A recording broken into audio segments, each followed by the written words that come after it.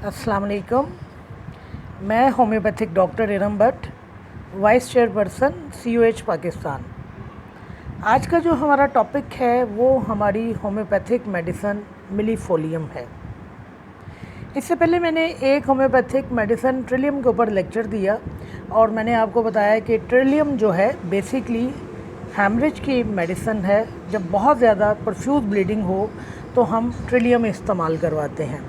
मेरी कोशिश होगी कि मैं आज जिस तरह मैंने मिलीफोलियम को सिलेक्ट किया है तो मेरी कोशिश होगी कि मैं अब जो सीरीज़ हमारी मेडिसन की बनती है हैमरेज के हवाले से, मैं उन मेडिसन के ऊपर आपको क्लिनिकल टिप्स दूँ।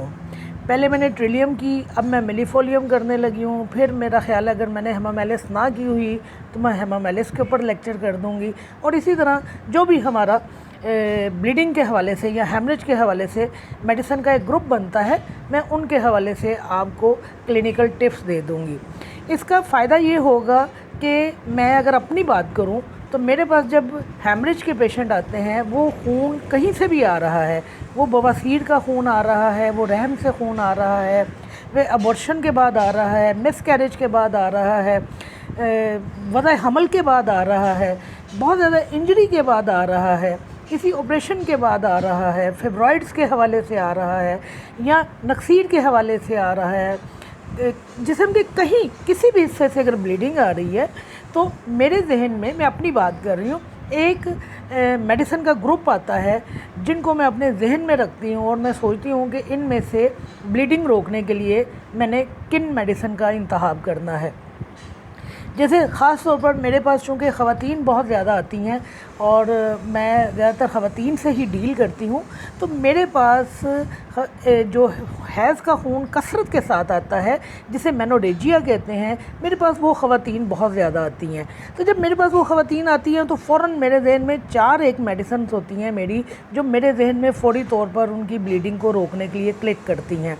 सबाइना, फेरमफॉस, एपिकॉक और चौथे नंबर के ऊपर या मैं मिलीफोलियम को इस्तेमाल करवाती हूँ या मैं ट्रिलियम को इस्तेमाल करवाती हूँ। तो मैं भी चाहती हूँ आप लोगों के हवाले से कि जब आपके पास हैमरेज के हवाले से, चाहे वो इंटरनल हैमरेज है चाहे वो एक्सटर्नल हैमरेज है, इंटरनल मतलब अंदर कहीं ना कहीं कोई चोट लगी हुई है, वहाँ से ब्लीडिंग हो रही है, या बाहर किसी ज़ख़म की वजह से ब्लीडिंग हो रही है, या जिस तरह खून बाहर आ रहा है, हैज़ का खून बाहर आता है, बवासीर का खून बाहर आता है, फिशर की सूरत में भी ब्लीडिंग होती है, बाज़ औक़ात नक्सीर जब बहती है तो वो भी खून बाहर आता है। तो मैं बेसिकली ये चाह रही हूँ कि आप लोगों के पास ब्लीडिंग के हवाले से, अखराज खून के हवाले से एक मेडिसिन का ग्रुप हो कि जब आपके पास इस तरह के पेशेंट आएँ तो आप सबसे पहले इन मेडिसिन को अपने जहन में रखें। ये मेडिसिन जो है ये फ़ौरी तौर पर खून को रोकने के काम आती हैं। खून को अगर नहीं भी रोकते तो उनके बहाव में नुमाया कमी कर देती हैं। ये मैंने जो आपको 4 मेडिसिन पहले बताई है ना, आप इनको मेनोरेजिया में इस्तेमाल करके देख लीजिए। जहाँ कहीं भी अखराज खून कसरत के साथ हो रहा है, ये उसको रोक देंगी और रोकते रोकते आहिस्ता आहिस्ता उसको ख़त्म कर देंगी। तो लास्ट टाइम मैंने जो अपना टॉपिक किया था वो मैंने ट्रिलियम के ऊपर किया था, हैमरेज की एक दवा है। आज मेरा जो टॉपिक है वो मिलीफोलियम है और नेक्स्ट मैं इसी हवाले से सिलेक्शन करूंगी टॉपिक्स की। अगर मेरी मेडिसिन का लेक्चर ना हो चुका हुआ तो फिर मैं नहीं करूंगी, लेकिन जो मेडिसिन मेरी हैमरेज के हवाले से रह गई होंगी मैं कोशिश करूंगी कि उनके ऊपर जो है नेक्स्ट अपना लेक्चर करूं। तो आज की जो हमारी मेडिसिन है मिलीफोलियम है। ये भी अखराज खून की बेहतरीन दवा है। यानी जब आपके जहन में, मैंने जैसा कहा कि जहाँ पर बहुत ज़्यादा ब्लीडिंग होती है तो आपके जहन में जो मेडिसिन आनी चाहिए उनमें एक मिलीफोलियम का होना बहुत ज़रूरी है। ट्रिलियम के हवाले से मैंने आपको बताया और इसी लेक्चर में मैंने आपको बताया कि सबाइना, एपिकॉक और फेरमफॉस हमारी वो मेडिसिन है जो फ़ौरी तौर पर ब्लीडिंग को रोकती हैं। तो मिलीफोलियम का भी आपके जहन में होना बहुत ज़रूरी है। अब मिलीफोलियम की एक ख़ासियत है, वो ये कि इस दवा का जो ख़ास असर है वो कैपिलरी लेवल के ऊपर है। और किन कैपिलरीज़ के ऊपर है? लंग्स की कैपिलरीज़ के ऊपर, नाक के हवाले से और यूट्रस के हवाले से। वैसे तो ये दवा जिस्म में से कहीं भी अखराज खून हो रहा है, चाहे वो ज़ख्मों में से हो रहा है, यानी आपको बैरूनी चोट लगी है, आपका कोई एक्सीडेंट हुआ है, आपको कोई चोट लगी है, आप गिर गए हैं, आपको रगड़ आई है, खराशें आई हैं, उनमें से खून बह रहा है, या आपको चोट ऐसी लगी है जिसमें से खून बह रहा है, तो मिलीफोलियम हर ऐसा ज़ख़म जिसमें से ब्लीडिंग होती है उसकी दवा है। लेकिन इस दवा का जो ख़ास असर है जिस पे ये फोकस करती है वो कैपिलरी लेवल के ऊपर है। किन कैपिलरीज़ के ऊपर फोकस करती है? यूट्रस की, लंग्स की और नाक की। यही वजह है कि यूट्रस में से होने वाले अखराज खून, चाहे वो एबॉर्शन की सूरत में आ रहा है, मिसकैरेज की सूरत में आ रहा है, वज़ह हमल के बाद आ रहा है, पीरियड्स के दौरान आ रहा है, यूट्रस में अगर फेब्रॉइड्स हैं उसकी वजह से आ रहा है, कहीं से भी खून आ रहा है, तो वहाँ जो मेडिसिन सेलेक्ट की जाती हैं उनमें से एक बेहतरीन दवा जो है हमारी वो मिलीफोलियम है।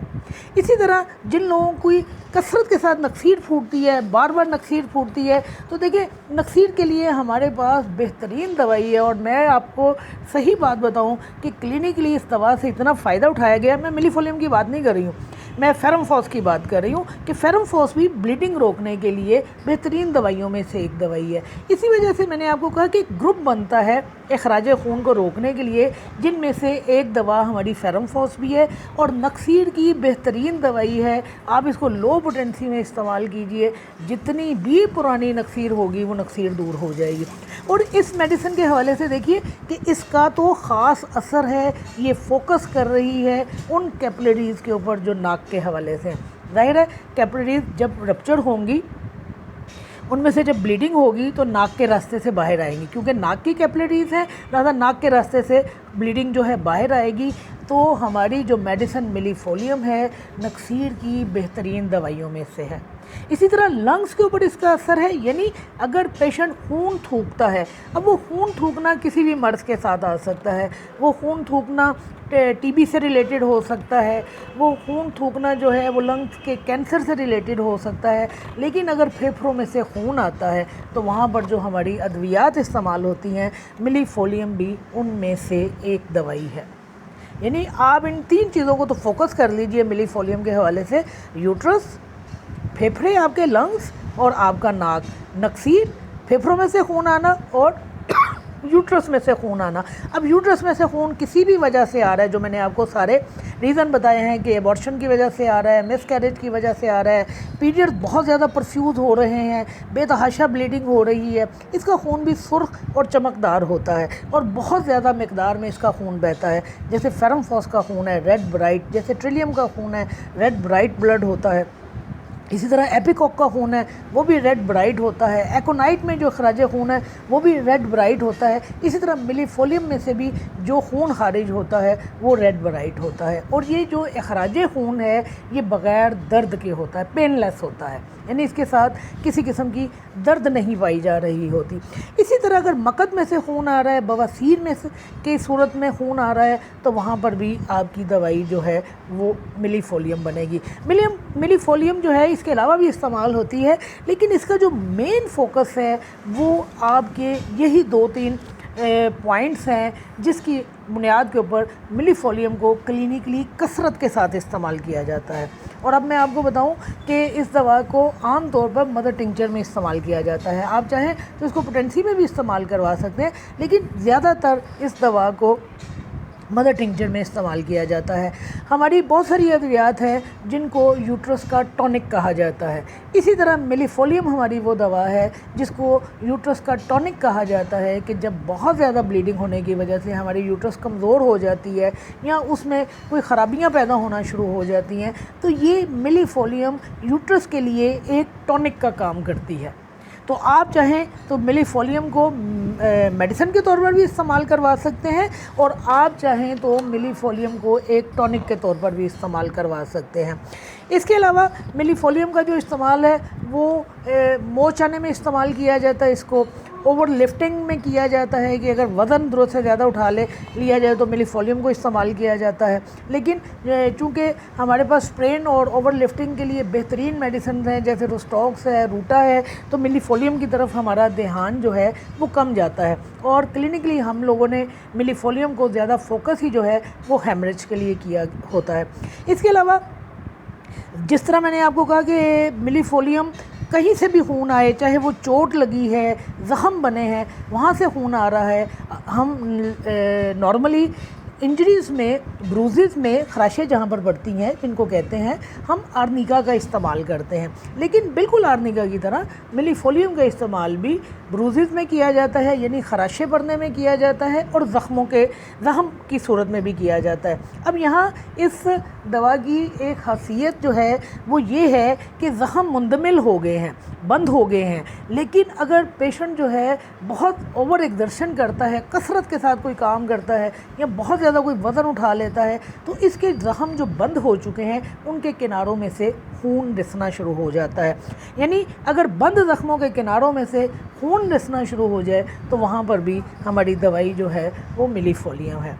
इसके अलावा एक और इस मेडिसिन का करैक्टरिस्टिक है वो ये कि प्रेग्नेंट वुमेन जो है हमल के दौरान उनको वेरिकोज वेन्स का मसला सामने आता है, यानी उनकी वरेदें जो हैं वो फूल जाती हैं। और आम तौर पर ये जो हमारी वेन्स फूलती हैं जिनको वेरिकोस वेन कहा जाता है, ये ज़्यादातर खड़े होने की वजह से फूलती हैं। यानी कि वो लोग जो लॉन्ग लास्टिंग स्टैंडिंग जिनका काम होता है, जो खड़े होकर काम करते हैं, जैसे प्रिंटिंग प्रेस वाले हैं, या आड़े पर खड़े होकर काम करने वाले, या किचन में खड़े होकर काम करने वाले, या खड़े होकर बहुत ज़्यादा कपड़े इस्त्री कर लिए, कोई भी ऐसा काम जिसमें आपको बहुत ज़्यादा खड़ा होना पड़ता है, तो हमारी जो वेन्स हैं वो फूल जाती हैं। नॉर्मली हमें नज़र नहीं आती, लेकिन जब फूलती हैं तो फिर हमारे जिस्म के ऊपर हमें नज़र आना शुरू हो जाती हैं।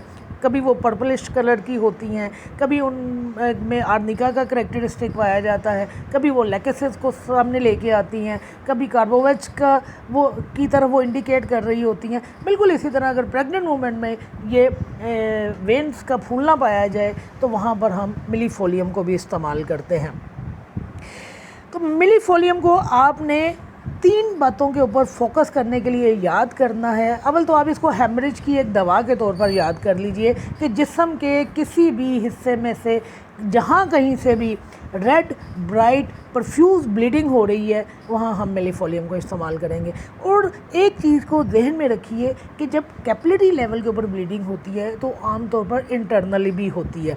लिहाजा अगर आपका पहाना जो है वो ब्लैक आ रहा है या आपको समझ आ रही है कि पहाने में खून आ रहा है और ये खून अंदर कहीं ना कहीं ब्लीडिंग हो रही है बॉडी के अंदर, और ब्लीडिंग भी जो है वो इतनी ज़्यादा मकदार में नहीं आ रही लेकिन कहीं अंदर ब्लीडिंग हो रही है, यानी कैपिलरी लेवल के ऊपर ब्लीडिंग हो रही है। आमतौर पर ये चीज़ जो है ना ये हमें कैंसर के इमराज में मिलती है कि वहाँ अंदर ही अंदर कहीं ना कहीं ब्लीडिंग होती रहती है और पहाने में उसकी इंडिकेशंस मिलती हैं, पहाने में उसके साइन और सिम्टम्स मिलते हैं कि पहाना जो है वो स्याह होना शुरू हो जाता है या रेड आता है और हमें समझ आ जाती है कि ब्लीडिंग हो रही है। तो आप वहाँ पर भी मिलीफोलियम का इस्तेमाल कर सकते हैं।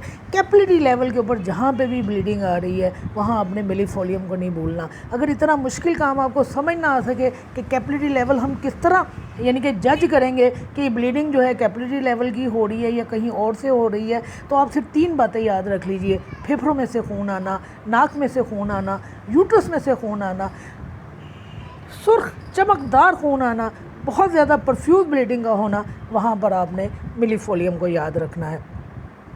बाकी हमेशा की तरह आप टोटलिटी ऑफ सिम्टम पर, किसी करैक्टरिस्टिक सिम्टम की बुनियाद पर आप किसी भी मेडिसिन को इस्तेमाल कर सकते हैं। लेकिन हेमरेज के हवाले से अगर मैं कहूँगी तो मैं आपको ये कहना चाहूँगी कि आपके क्लिनिक में मदर टिंचर की सूरत में ये मेडिसिन ज़रूर होनी चाहिए। ख़ास तौर पर वो ख़वातीन जो मेनोरेजिया के साथ आपके पास आती हैं, तो वहाँ आपने जहाँ सबाइना को देखना है, एपिकॉक को देखना है, फेरमफॉस को देखना है, ट्रिलियम को देखना है, वहाँ आपने मिलीफोलियम को भी लाजमी देखना है।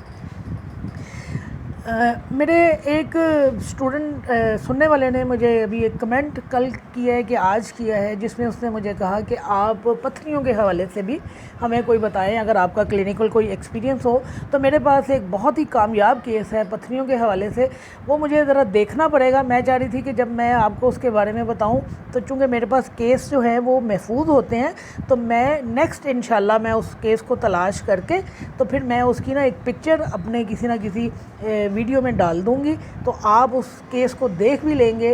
वो केस मसाने की पत्थरी के हवाले से है और मैंने बमुश्किल 15 दिन पेशेंट को दवाई इस्तेमाल करवाई थी, और दोबारा सिर्फ इसलिए करवाई कि पेशेंट वो दवा इस्तेमाल करना चाह रहा था। और 12 दिन के अंदर मसाने में जो उसकी बड़ी सी पत्थरी थी वो निकल के बाहर आ गई और पेशेंट को रिलीफ मिल गया। और उसके बाद अल्हम्दुलिल्लाह मुझे कभी सुनने को नहीं मिला कि उस पेशेंट को दोबारा इस तरह का कोई मसला हुआ हो। मैं ज़ुबानी भी आपको बता सकती हूँ, दवाइयाँ भी बता सकती हूँ, क्योंकि एक केस का हवाला देना है। तो मैं चाह रही थी कि मैं आपको सबूत के साथ, यानी वो पेपर जो मेरे पास पुरानी डायरी का है, मैं उसकी पिक्चर उतार कर आपको नेक्स्ट किसी वीडियो में शेयर करूँगी। आप